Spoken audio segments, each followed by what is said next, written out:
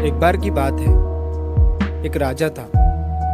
उस राजा को एक रात सपना आता है। वो सपने में देखता है कि उसके सारे दांत एक एक करके गिर रहे हैं।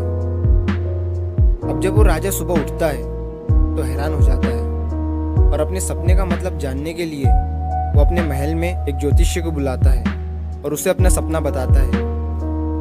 ज्योतिषी राजा का पूरा सपना सुनने के बाद राजा से कहता है कि इस सपने का मतलब ये है कि आपके परिवार के सभी सदस्य आपकी आंखों के सामने एक एक करके मर जाएंगे। ये सुनने के बाद राजा को बहुत गुस्सा आता है और वो उस ज्योतिषी को जेल में बंद कर देता है। अब अगले दिन राजा फिर से एक दूसरे ज्योतिषी को अपने महल में बुलाता है और उससे अपने सपने का मतलब पूछता है। वो ज्योतिषी मुस्कुराते हुए राजा से कहता है कि महाराज, इस सपने का मतलब ये है कि आपकी उम्र आपके परिवार में सबसे लंबी होगी। राजा ज्योतिषी का ये जवाब सुनकर खुश हो जाता है और उस ज्योतिषी को बहुत सारे सोने के सिक्के इनाम में दे देता है। दोस्तों, दोनों ज्योतिषी का कहने का मतलब एक ही था, लेकिन कहने का तरीका अलग था। शब्द अलग थे, लेकिन मीनिंग सेम था।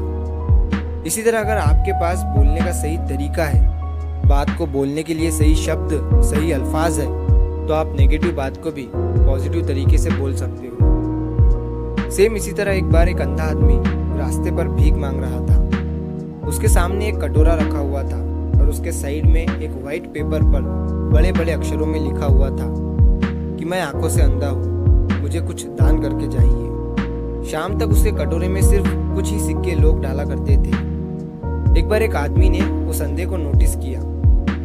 वो आदमी उस अंधे के पास जाता है और उससे कहता है कि क्या मैं आपके इस पेपर पर कुछ दूसरी लाइन लिख सकता हूँ।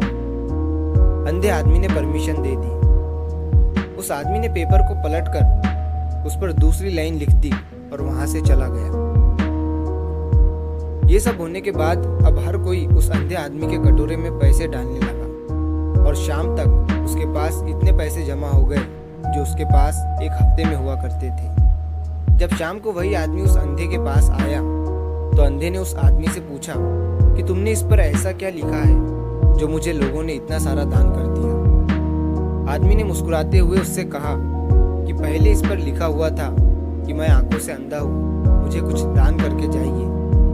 मैंने उसे मिटाकर ये लिखा कि आज का दिन कितना खूबसूरत है, जिसे आप अपनी आंखों से देख सकते हो, लेकिन मैं नहीं। बस मैंने यही लाइन लिखी थी।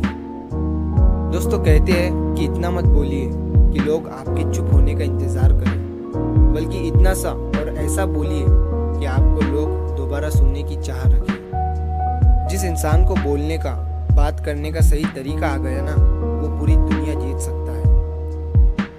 तो अगर आप इस वीडियो को और भी लोगों तक पहुंचाना चाहते हो तो इस वीडियो को लाइक करें ताकि YouTube इस वीडियो को और भी लोगों तक पहुंचाए। और अगर कहानी अच्छी लगी हो तो चैनल को सब्सक्राइब जरूर करिए। मिलता हूँ मैं अगली बार इसी तरह की कहानी के साथ। तो सब्र करो, शुक्र करो और ज़िंदगी में